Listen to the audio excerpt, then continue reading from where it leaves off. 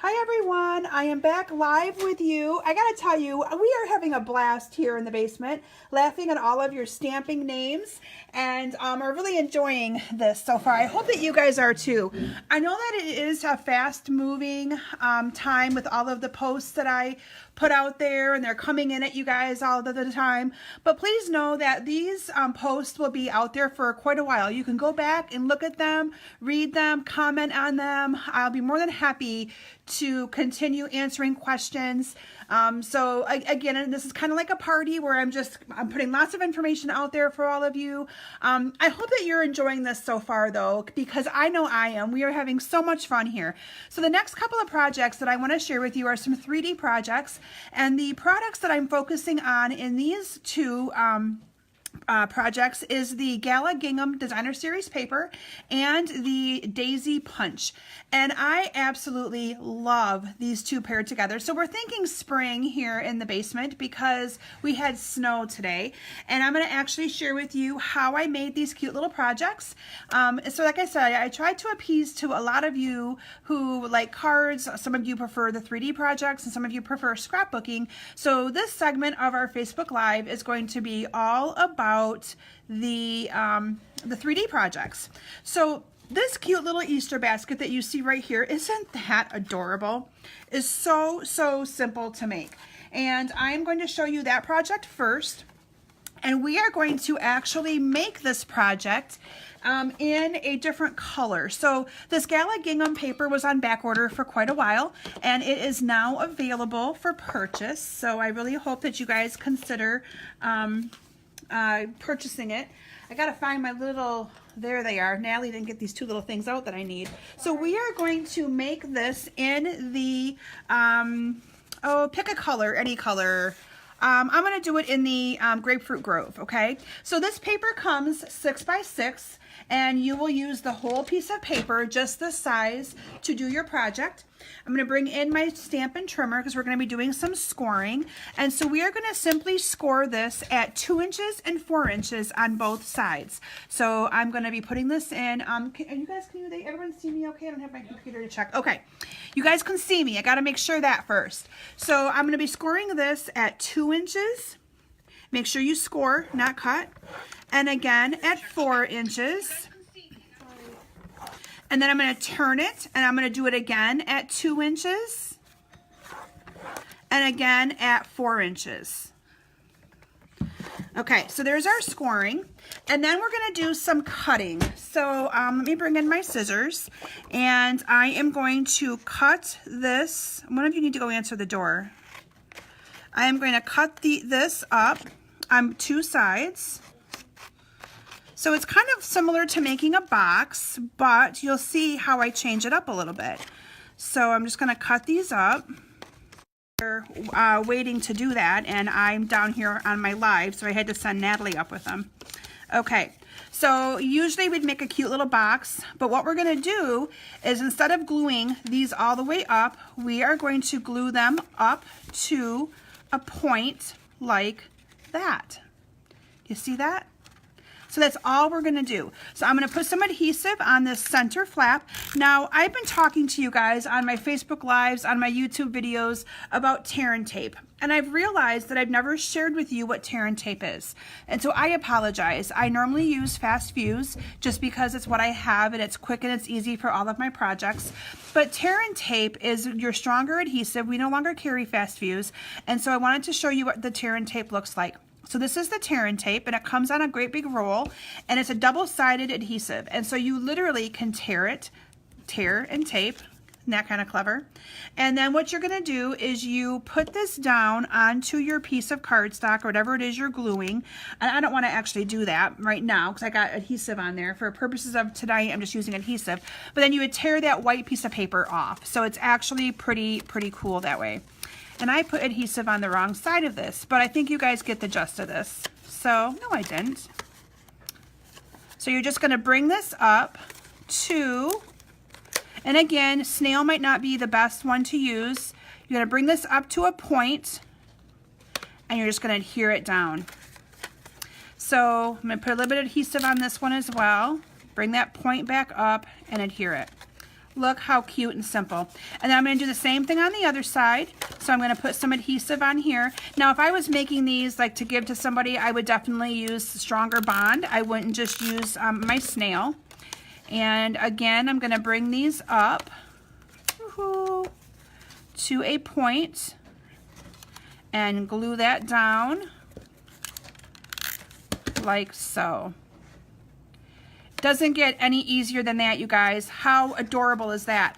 Then what I did is using our daisy punch. Now our daisy punch is I think it's an $18 punch. So you, again, love the punch.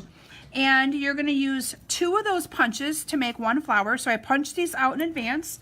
And we need to use the bone folder to make these a little bit more. You can see on my sample I've kind of got some dimension to those. So that's what we're going to do. I'm just going to take my bone folder and kind of curl these a little bit. Again, just adding a little bit of dimension here.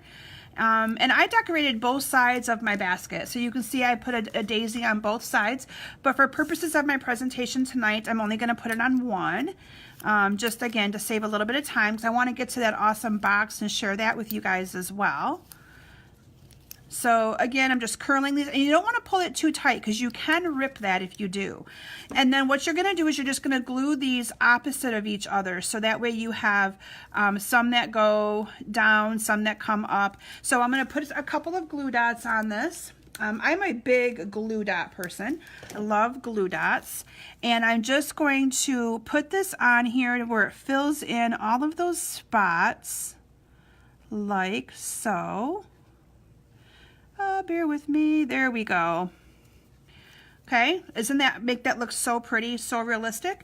And then using a 1/2-inch circle punch, which we also sell, I punched out a little circle for the center using Grapefruit Grove, because the Grapefruit Grove is going to match the Grapefruit Grove paper that I have here. I'm just going to put that onto the center, and then I'm going to use some dimensionals, which I don't know where my dimensionals went unless Natalie put them away on me. Oh, they just brought me a sheet of dimensionals. It's so wonderful having helpers here. And then we're just going to put this right onto the front of the basket, and it kind of covers up that little seam a little bit, but look at how adorable that is. Then I used some of our Whisper White flax ribbon, and all I did is I cut a piece as big as I wanted my handle, and I used our glue dots. Our glue dots are an amazing adhesive, and I just put a dot of glue on there, and I glued this down in here, and I put a glue dot onto the other one and put it on here as well. And there you have a cute little basket. And like I said, I would probably do the other side as well, because it just kind of covers that up a little bit. But it's normally like you would make a box out of that. And instead of putting them all the way down, I just put them to the point and made a cute little box or little bag. I hope you guys like this project. I think it's awesome because it's cute and simple, and something that you could easily put some candy in. You could get a little, we sell the little cello bags. You could put some candy inside the cello bags and put a little bag of candy in there. You could even leave the handle off if you want the candy to come up a little bit higher. But isn't that cute to give as we think spring?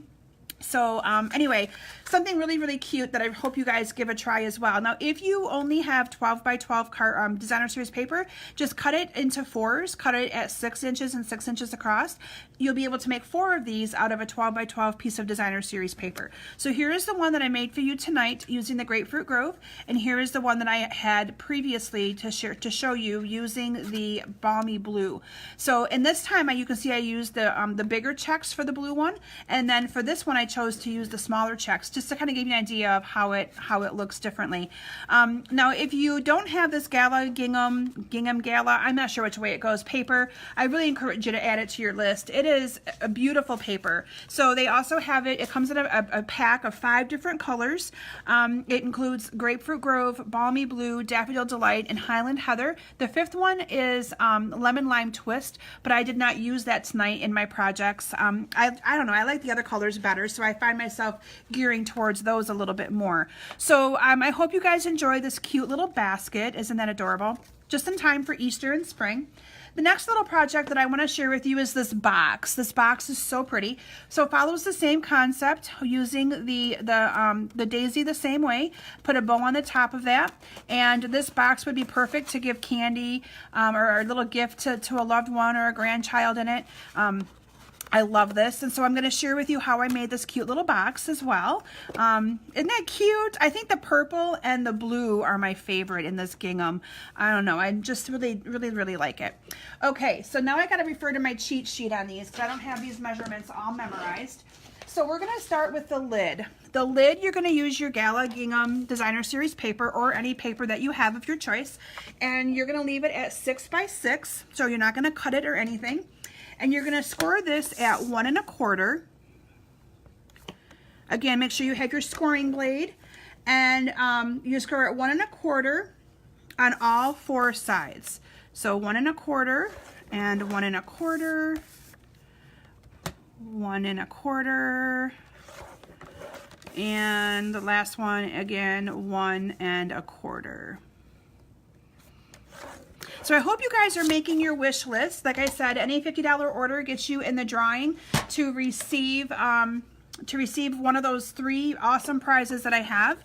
And they're all bundles. Well, yeah, they're all bundles actually. And again, 3 lucky winners will receive those. I love all of you guys participating in my games. You're going to have a couple more that we'll be posting as well. There might even be 4 games. I forget. I've been putting posts out there over the last couple of days, and so I haven't. I reviewed them all right before I went on with you guys just to refresh my own memory of what I all put. But sometimes I still, you know, doing things the way I had to do them with working a full-time job. Sometimes I forget what I do from day to day. So anyway, again, this I scored at 1 1/4 inch on all 4 sides. I cut up the ends, and we're going to simply adhere this together to make your box lid. And so sometimes people get confused on which way to put your adhesive. And I always say make a tent. Once you fold your project, make a tent, because that's the side flaps. That's where the flaps need to have the adhesive on them. So that's kind of a little pointer. You don't want to have it up. You want to make a tent. And that was kind of how I learned how to put adhesive on the right sides. So as you noticed in my first project, I was still second guessing myself. So you put adhesive on those, and you're just going to fold these up.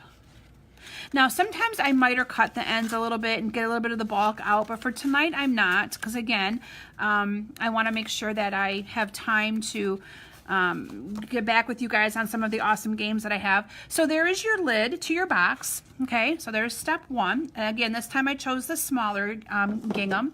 And then you're going to need a piece of cardstock in whatever color that you've made your lid, or a coordinating color of your choice. So I chose to use the Highland Heather, and you're going to cut your Highland Heather piece of cardstock at 8 1/2 by 8 1/2. So I've already cut this just the size that I need it.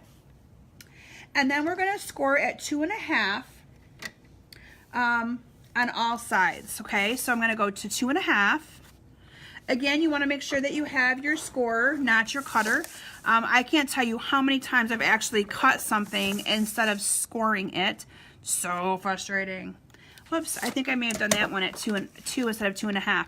So again, 2 1/2. So we're going to have a score line that we don't need, but that's okay. For purposes of demonstration, you guys will be just fine. 2 1/2 on all 4 sides. Okay, and I'm going to get my trimmer out of the way. And then we are going to cut up on the 2 1/2 inch marks. So you're going to ignore the one that shouldn't be there. When you're live, you're live. You don't get a redo. Okay, so I'm just going to cut up on all of these 4 sides right here. And this is just, again, simple box assembly, so nothing fancy whatsoever. I find it easier to cut up on the sides before folding. Now, I know most of you probably follow lots of other different demonstrators, and everybody has their own way of doing it. I prefer to cut first because I'm able to get a better straight line cut. Some people prefer to do it the opposite way, and I just don't. I always prefer to cut first and then score. Now again, I would not be using regular snail adhesive here. I would be using tear and tape, but for purposes of demonstration, I'm keeping it kind of quick and simple. And again, I'm folding these up and in to make a box. Quick and simple box. Now, I know that some of you are probably asking me if I'll be putting these dimensions out there, and yes, I will be. I have a post that's going to be going out in a little while that's going to have pictures of these projects, but it does not include the measurements. But I will provide them for you later as well so that you have them. So there's the box, and then here's the lid. It does fit. Look how awesome. So there it goes together, perfect. From there, I did the exact same concept that I did with the other box or other basket. I did the daisy the exact same way, using the bone folder to score them. And I put, this time, the center of my flower is the Highland Heather. And then I just tied a bow with that white flax ribbon and stuck it to the top of this cute little box. But isn't that cute? I love it. So those are my 2 3D projects that I wanted to share with you. And I am going, like I said, I'll be posting these measurements for all of you. I'm all about sharing. I never make anybody pay for measurements or pay for a tutorial. I view that as my job as a Stampin' Up! Demonstrator, to inspire you and provide you with the tools that you need to craft and make beautiful things. So, I'm a firm believer in that. That is why I do what I do, is to share it with all of you. So I'll be posting those measurements for you to be able to make these cute boxes. And I'll be live with all of you one more time in about 15 or 20 minutes to share with you the last project that I have. And most of you, I think, have seen that project. I posted a sneak peek, but I want to share with you some awesome ways in which you can make some pretty flowers. And it is not hard to do at all. And I'll share with you the scrapbook page that Natalie and I put together from her snowball dance with her friend Gabe. So thank you all so very much. I will be live with you again. I'm commenting on posts in just a couple of minutes as soon as I get myself back to my station. And if you have any questions, post them. I'll be looking through all of it after the event is done and helping you in any way that I can. So thank you all, and I'll see you back here in on a Facebook Live. And don't leave the group, because I still have lots more posts to come out, but I will see you all back here on a Facebook Live at about 8:20, I believe. So I will talk to you all soon. Bye.